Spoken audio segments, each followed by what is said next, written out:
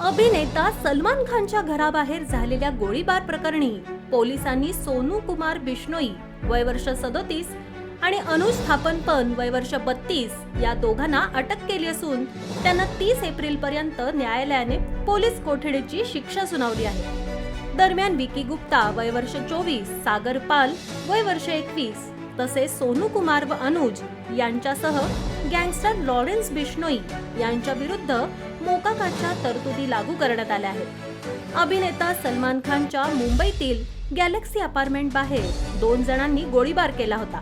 या प्रकरणी 2 आरोपींना गुजरातमधून भुज येथून अटक करण्यात आली आहे, तसेच इतर आरोपींना पंजाब येथून अटक करण्यात आली। मुंबई पोलिसांनी या प्रकरणी आरोपी विरोधात महाराष्ट्र संघटित गुन्हेगारी नियंत्रण कायद्याच्या तरतुदी लागू केल्या आहेत। दरम्यान रिमांड संपल्यावर आरोपींना 30 एप्रिल रोजी न्यायालयात पुन्हा सादर केलं जाणार आहे।